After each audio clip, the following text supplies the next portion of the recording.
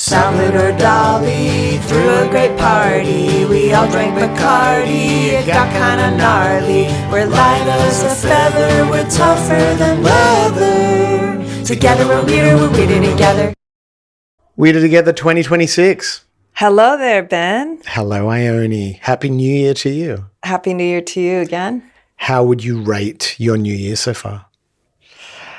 I would rate it a little grumpy, but also feeling inspired and uplifted by just the neighborhood, the weather. Certain things are very, very good for me. Totally. And I notice you have a little Hawaiian-inspired... You want me to try to say what it is? You can try. Frangipanis. Frangipani.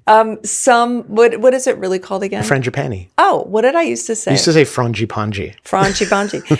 Because a lot of houses and buildings are named here in Sydney. True. And maybe in other parts of Australia, like you may have Frangipanji or a sort of strange name like not Emily, but like Emily or something, you know, like different names that are sort of... It's quite colonial thing, isn't it? Like naming a house or naming a building. Sure, yeah. If you were to say this year so far has some sort of spirit or atmosphere to it, how would you define 26? I noticed the beginning, no matter how rotten a year is and awful a year is, people come in with a lot of hope and they like to say, well, that was awful, but this year I'm hoping and I'm feeling like it might get better. But Trump kidnapped somebody already. Yeah, that's true.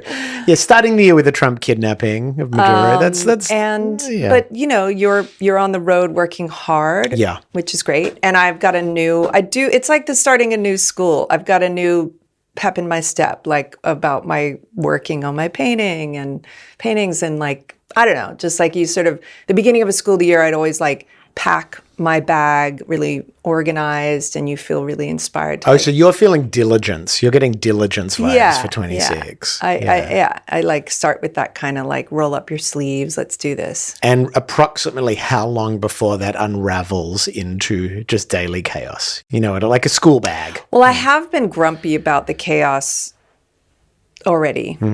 Grumpy about it. It comes in the form of just like, you know, organizing the house and like if it's not organized enough and then I fixate on that. Yeah. So that's like unraveling of my mind. How about you? How's your beginning been? It's been quite special. Like I got out on the road. I did the first 3 shows. I was really quite nervous before the first of these shows. I've got about 50 shows between now and the beginning of June around Australia. And last year I didn't do a ton of solo shows because I was really gearing up for the Awake As You Sleep, like full band tour.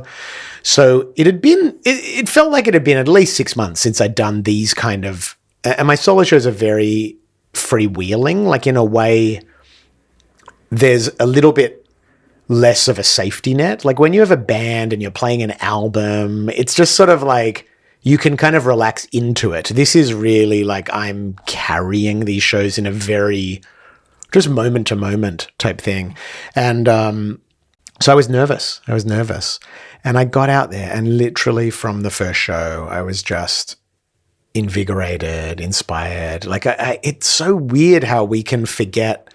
It's almost like stretching. Like we can forget how good it feels to do what's good for us. Yeah, no, you love singing and like how it feels in your body and you're so good at it at this point. You've always been good, but all these years of doing it, you're just so good at it. And Thank you. It's Yeah. great. Yeah, I feel like, I don't know, it's funny, like as my experience over the years builds and my skill set and technical side, and also just all the tricks, like the stuff to do with just keeping an audience engaged and all of that.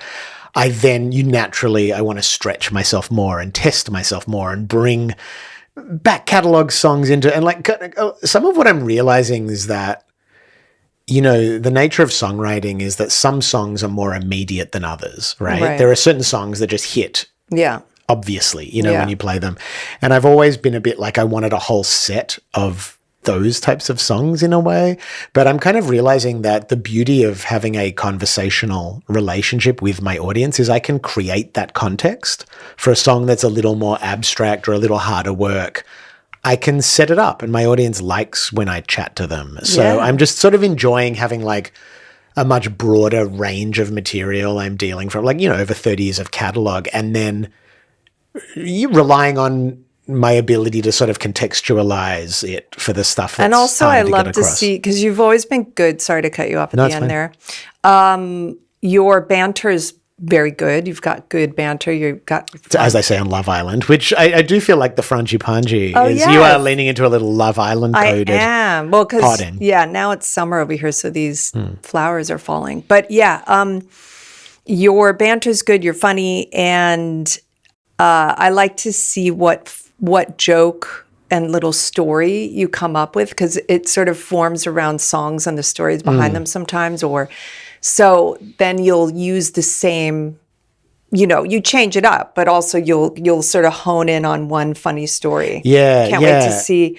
I'm going to see your show, and I'll see you're what coming your for little, a few. And I've got new songs that I'm trying out too, which is songs, kind of new fun. banter? Yeah, and so I've got two. Basically, like, of the new stuff I'm writing, I feel like I've probably got half a dozen songs, but I feel like I've got the first song and the last song on the next album. So I'm kind of opening and closing the set with that, and then it's a free-for-all in between. And that's really, it's really exciting. I also want to shout out, I had two excellent opening acts so far on this tour. I had this guy called Parker from the Gold Coast who's actually signed to Benji and Joel's MDDN, the Good Charlotte Boys, to their management company. Nice. And he's a really talented young songwriter. And then I had Roy Malloy, who was for years Alex Cameron's collaborator, saxophone player, sideman, and he's now living up in Coffs, and he just did two with me. He's going to do one more at Belgium this week. And it's just been so fun. I kind of realized too that that's another way of, because when I'm touring by myself, I do love sort of the solitary nature of it in a way. Sure. But I've been really intentional this tour with carving up the supports with people that I like and know, or friends of friends. And it's kind of fun. It's like creating like hangs. Yeah. Like I get to create little different hangs each week. Yeah, because it's like sometimes you like to go to a museum on your own, so you're in your own pace. And even like shopping or window shopping, like you don't want to worry about the other person walking around with you and their timing, because you've got your own timing. But sometimes you want to like enjoy it together. You know what I thought would be fun to share with the beautiful babies? Because I think we sort of walk the line creatively with having like a healthy dose of mysticism in our process without taking it too seriously. Right. And I thought we could discuss the tarot pull we did on New Year's Eve. So yeah, the only thing I feel like the only thing we've let in, also I did want to do a deep dive on the term "I feel like," which started about 10 to 15 years ago. I think longer than that. I remember around Breathing Tornadoes, the whole Sean Lennon world, that Dalton private school world, they all would say, "I feel like," and then they'd share sort of an intellectual thought. Sure. So it was, and I remember Dustin Yellen saying to me, "I feel, I think, I feel." Like it was sort of, they were interchangeable, but yes. Yeah, I feel like that was a pretty new thing in our lingo. I think I feel like what's interesting about it is it's like a mild form of gaslighting. Yeah. Because it actually allows you to present quite a cutting intellectual idea, but positioning it as an emotional intuition. Yeah. And saying "I think" is overused, because you're obviously thinking. And you can easily just go, well, that's just your thought. When someone says "I feel like," it gives it this vague sense of authority that's almost like a spiritual or psychological insight. And people use it just a very casual sense as well. I feel like we're doing a good job on this deep dive of the "I feel like." Yeah, phrase. I do too. You feel like but that, people use "I feel like" for "I think" too. Anyway, that's what I'm saying. I think they're often saying "I think." Yeah. But they're recontextualizing it as "I feel like" to make it seem a little more insightful. Yeah. I'm going to try to come up with a new one, but I'll hang in there, beautiful babies. I'll come back with the new version of "I think" and "I feel." Look, if there's been any other promise to get you through 52 episodes of our 2026 podcasts, it is watching the journey of the development of new lingo that Yes. Ione is laying out for us. Yeah. I can barely get a grasp on the The English language. exactly. We did. So we, if you don't know, now you know that, we had a little, that's another one, I had a therapist once say, no, I don't know. And I was like, okay. I had that when I was doing hospice volunteering. I would respond in this very Aussie way of going, right. Like when someone said something, like someone was telling me Sure. something like, I got married in 1952, right? And it's like my way of internalizing it, but they did not like that. Yeah, in California. Sorry. Yeah, Anyway, yeah. And that yeah. was shrink a long time ago. Yeah. I would say, she said, no, I don't know. I was don't like, know. okay. Tell me. Okay, lady. Anyway, we had dabbled in cults a while ago, a long time ago now. So we've been out and we went the other direction. We went anti-cult. We've been clean for a We've been clean of solid cults decade. and like very not ever sort of like when people stop drinking, they don't go to bars and they don't hang around friends that whatever. Like we haven't listened to spiritual music, haven't read Eastern philosophy, haven't talked about it. We've gone hardcore for like 6 solid years.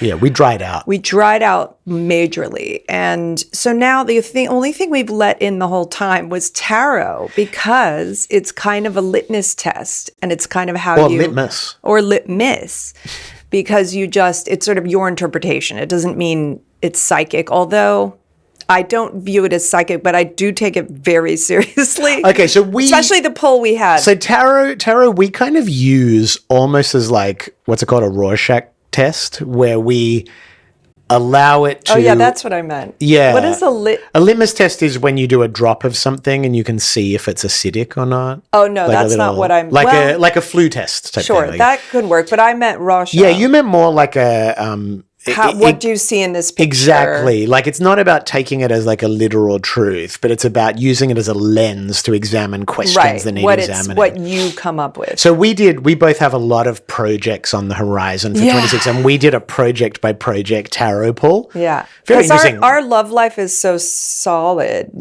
Most people do psychics, they do love or work.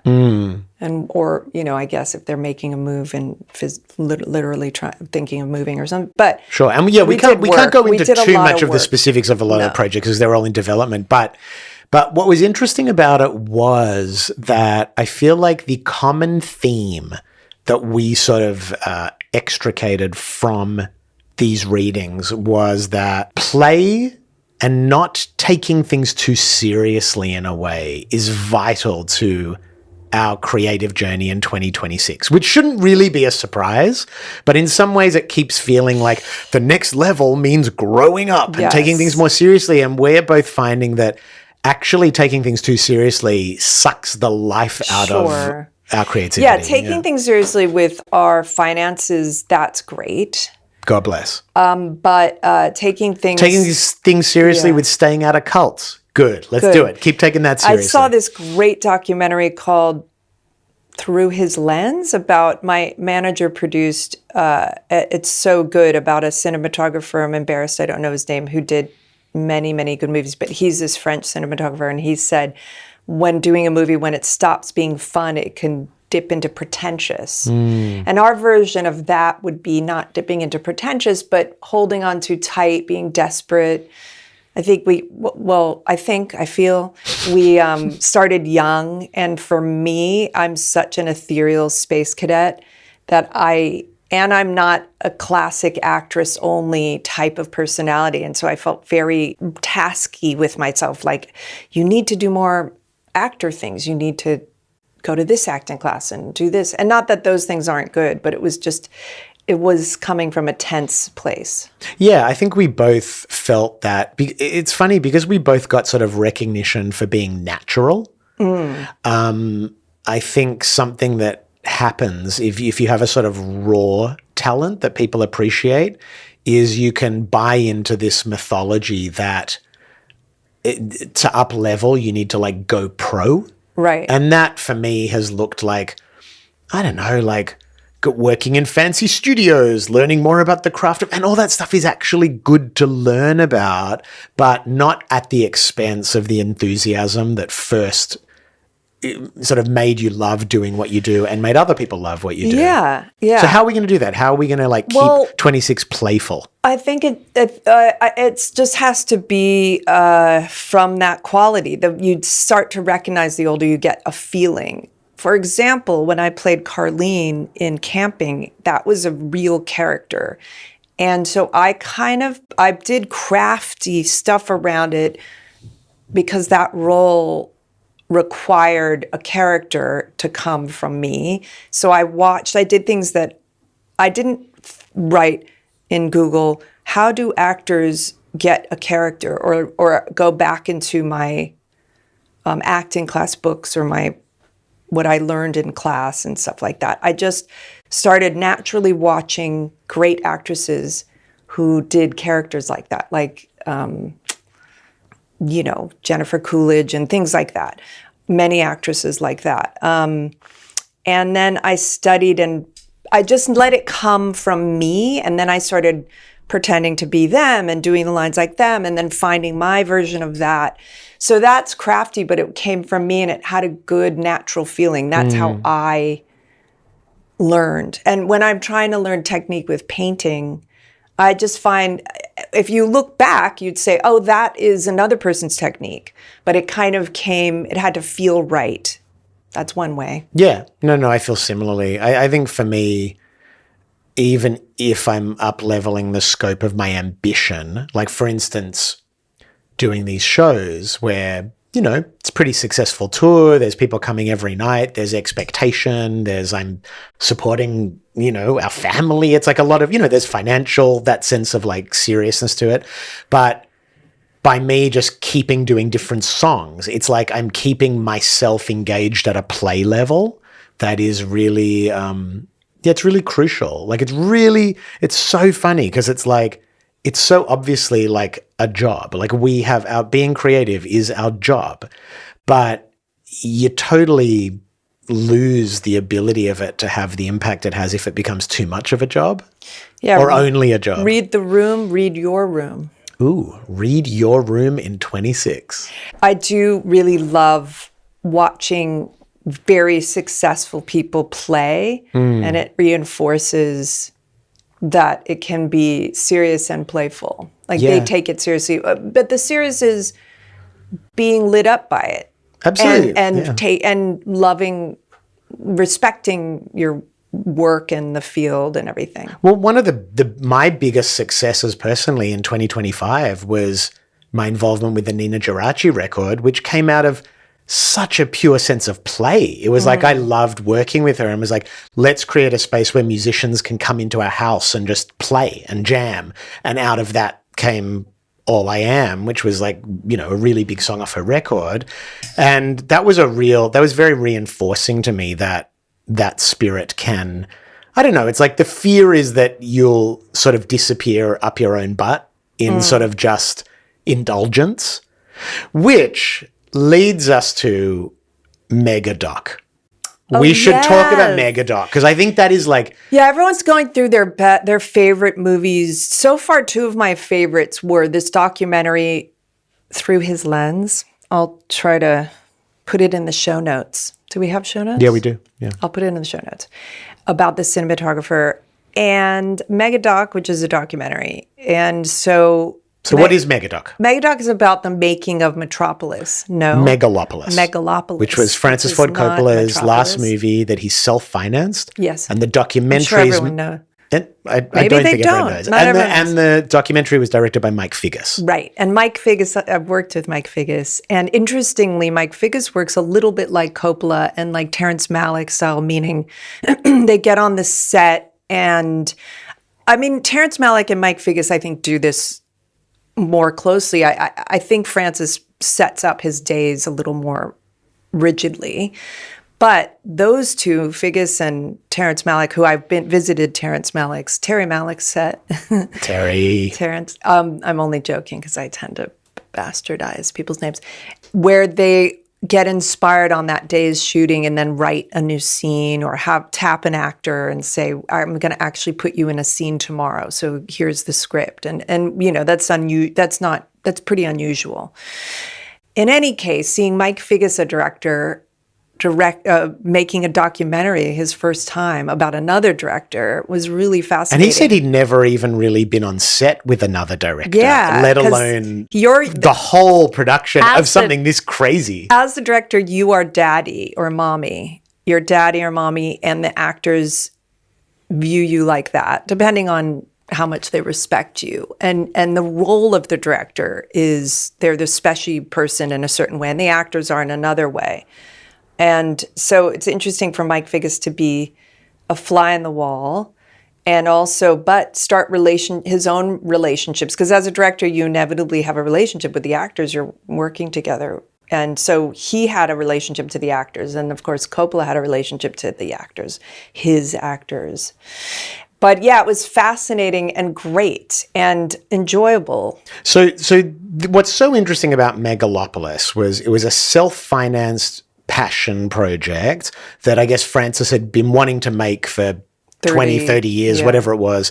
And, he had to sell part of his stake in his vineyard and his wine company in order to finance it. And in the current state of Hollywood where, budgets are dropping and it's harder to get theatrical distribution, it's a wild swing, but you could argue, and he would argue, that he'd earned the right to do that. It was his own money. He's obviously had an incredible career of very big swings. Like, that's what's so interesting about Megalopolis, that to dismiss someone like Coppola and their instincts on taking wild punts on projects is, had he not done that, we wouldn't have Apocalypse Now. We wouldn't have The Godfather. Like, this is sort of how this has been his mission statement his whole career. But this one, how old was he when he made Megalopolis? 85. So it's really interesting because for me, I mean, obviously we're much younger than that, but the question of how do you right size your goals, or how do you establish your goals as you get older as an artist with a changing market, is incredibly complex. And he really did want to, going back to play, he wanted to have fun and play of a certain scale. It's a big scale, but he really just wanted that experience again, almost as much as you want the film to be good at the end of the day. But you also sense that the scale did get away from him too. Sure, like it got inflated in ways he couldn't have anticipated, which ended up making him feel creatively constricted. Yeah, he was grumpy about that. But I don't know if he meant to, I don't know what point actually, do you remember they came up with the budget before? Or? I think the budget just kept growing and growing. So that makes more sense. It sounds more sinister to, not sinister, but more, I don't know, just like not in poor taste in so many words to have the budget be that much. Oh, you're saying wasteful. Yeah, like if you come in with that 120 million in the beginning, it seems like a little like, all right. But I have more sympathy if it was a certain amount. I mean, it's a huge, it's like a sci-fi epic, giant thing. And obviously the movie still, that makes me feel less like upset. Look, and part of the mythology. I mean, I'm not upset, but just No, it's provocative. It's provocative. Part of the mythology of this movie is obviously it flopped, right? And that's just the reality of it. And had it not, it would have been the greatest victory lap in the history of cinema. Because he got the best, cinematographer, the best costume design, one of the best. I'm sure that the best of the best he got. So it would have been, the work was so good in it. And it, not that awards matter, but at the end of the day, if it comes together, that would have been different.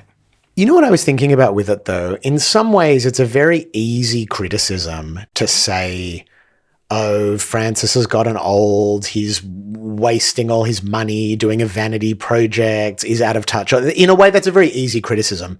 The other thing that I was thinking about though was that I'm assuming he had final cut on the Mike Figgis documentary, or at least approval of, he hired Mike Figgis to document this process.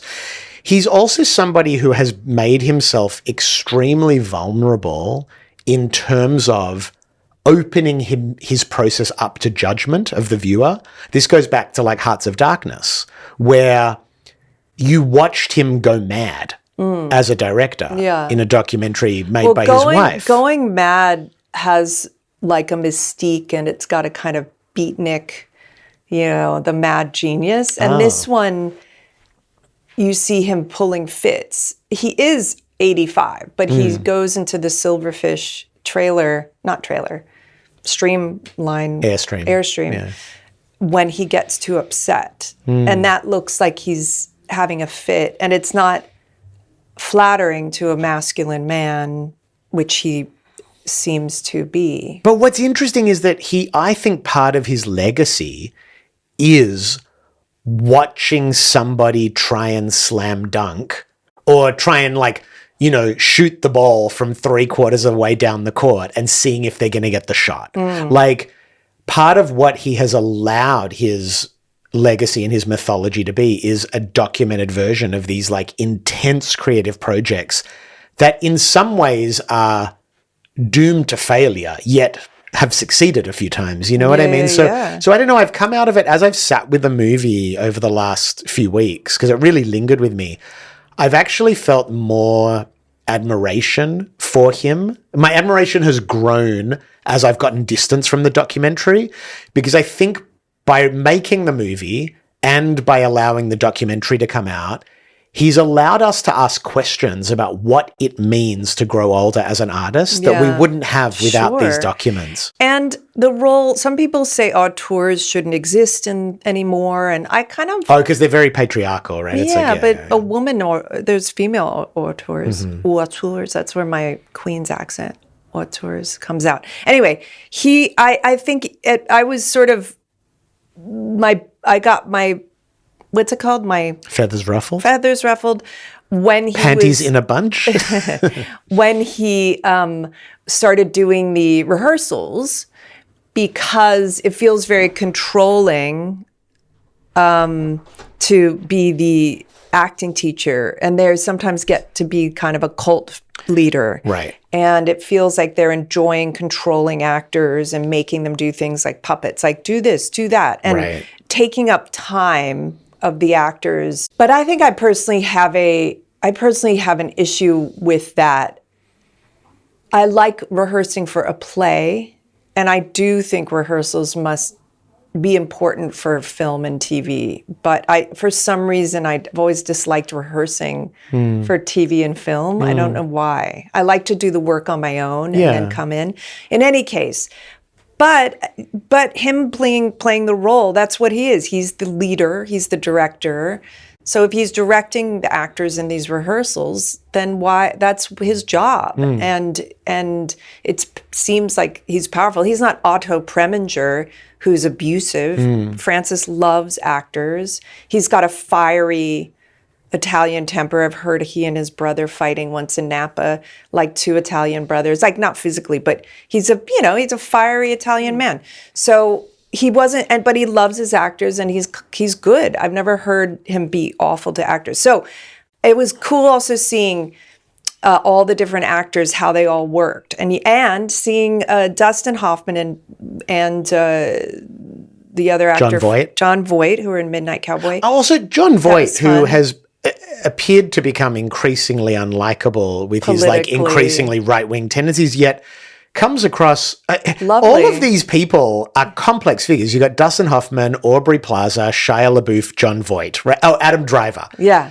Complex people. Oh, yeah. Aubrey Plaza was amazing. But all of them come across as so profoundly likable. I know. It's so true. That's the thing. Through Mike Figgis' eyes. Because he loves actors too. Because he loves actors too. So he showed everyone, not in a fluff piece. Yeah. It wasn't like not that. Not at all. But he, apart from one actress who didn't want to be filmed eating or something, which was not Aubrey Plaza, but Aubrey Plaza looked like, I'm going to take advantage of this freaky deaky situation I'm in and have a great time, play, do my best, be professional. Shia LaBeouf took it almost too seriously, but God bless him. He's like the only one amazing. who actually believed there was a chance he was making a good movie. Everyone else he took was it. like, everyone else was "What?" like, okay, this could be the end of my career. But yeah, that was so great. And there's one of my favorite moments was when Aubrey Plaza and Dustin Hoffman, she begged to do an improv. Can I Yeah. please do an improv with Dustin Hoffman? Like, she's realizing these are great moments in life. When are you going to do an improv with Dustin Hoffman? And so they're doing an improv, which is an arm wrestle. And the dialogue that comes up within this arm wrestle was one of my favorite moments. It's an amazing document. It's on Apple TV, Megadoc. It's definitely worth seeing. Yeah. If you love the process of creativity and particularly filmmaking, Yeah.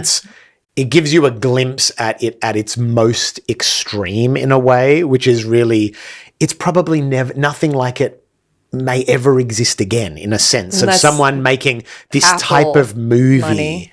Yeah, Maybe. but it's But not they're- Francis. No, and Apple are focused on, they want to have commercial successes. They're not Yeah. letting things be made Yeah, that yeah. are that far. Like, you look at the stuff they're spending money on, like Severance and Pluribus.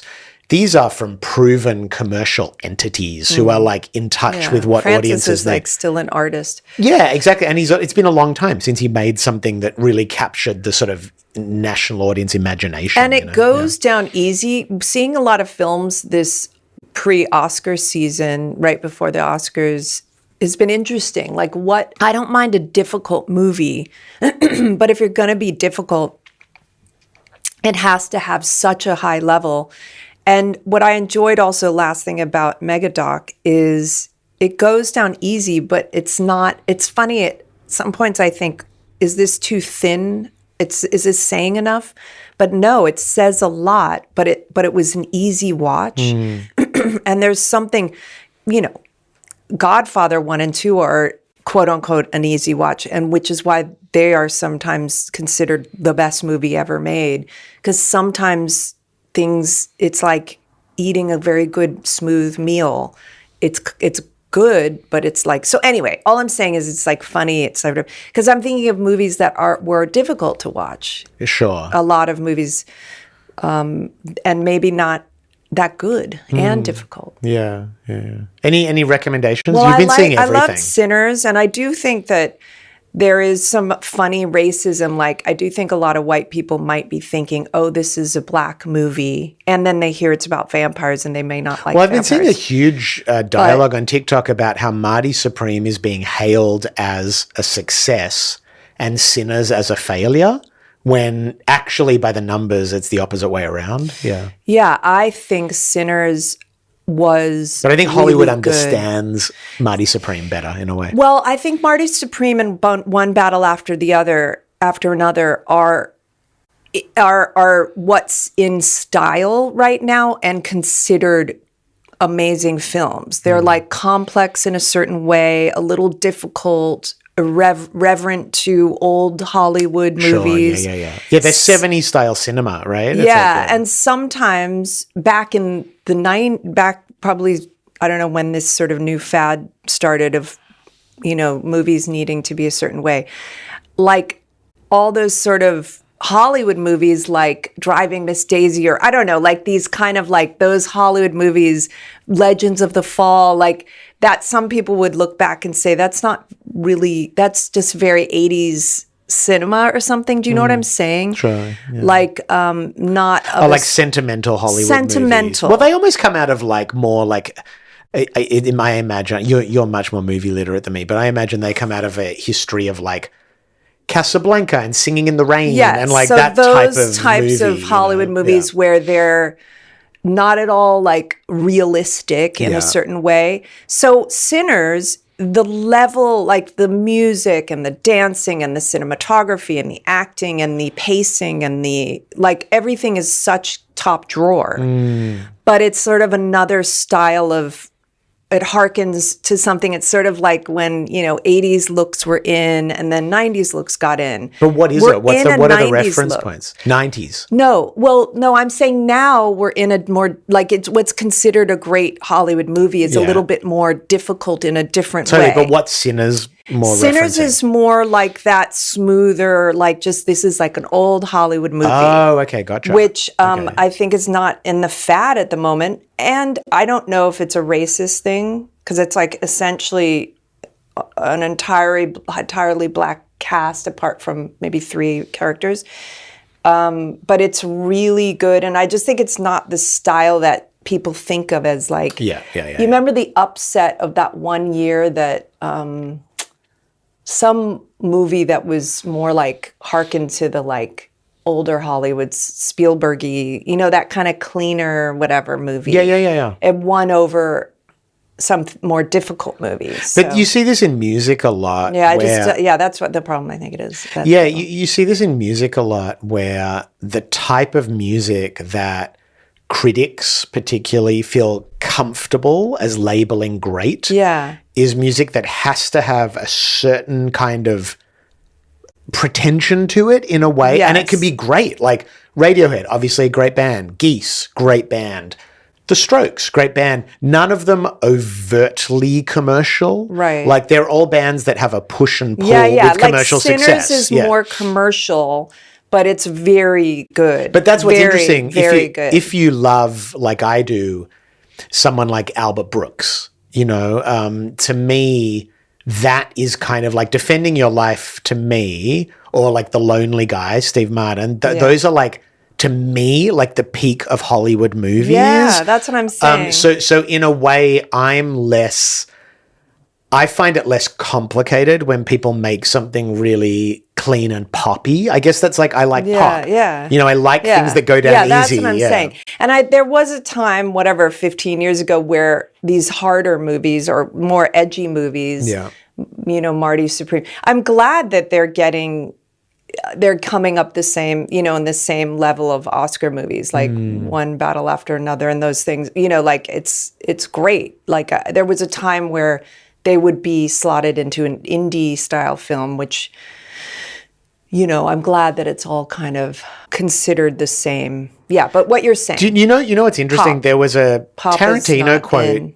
like, I can't remember actually if it was Tarantino or John Waters, but someone said something about, I think it was Tarantino. He said, I don't like cinema, I like movies. And it's that type of sensibility. Obviously, he does love cinema, but the idea of like, it needs to be an art form to be legitimate, as opposed to like, it's entertainment. Sure. And that's why we love it too. Yeah, I like shocking, I like weird, but it doesn't, if it doesn't have that kind of style, I'm open to watching it more these days and I'm kind of enjoying that so much these days. Totally. Amazing. Yeah. So Sinners, Megadoc, what else? I saw If I Had Legs, I'd kick you. Roseburn, Amazing. shout out. Unreal. We got it. She's got to get an Oscar in our lifetime. It's going to happen sooner or later. She's unbelievable. And Exciting times. All right. Well, we're going to both, Ione's coming along with me, so you might see her around if you come along to one of my shows at Bellingen, Lake Macquarie, Port Macquarie, Fredericton, and then you're peeling off. Maybe I'm going to go do Dangar Island on my own. But it's going to be a fun week. So come along. So excited. Come along You to the slept better shows. back in baby's arms. I know. I love Who sings that sleeping song? next Is to that you. back in baby? Back in the New York groove. No, back in baby's arms. It's like it's a country song. Oh, it's the woman who sang "Sweet Dreams." I'll go walking after midnight. Patsy Cline. Yeah, I think it's a Patsy Cline song. How was it being back in baby's arms? You want me to praise you? slept better. No, I love sleeping next to you. It's so funny. I mean, we've go been back to sleeping next to back. each other for 20 years, and it is like, it's home, Yeah. when I'm lying next to you. I love it. All right, beautiful babies. Beautiful babies, we love you. Thank you for starting another year with us, and looking forward to lots of chit-chat about this and that. And peace. Peace out. Together we're weirder, we're weirder together.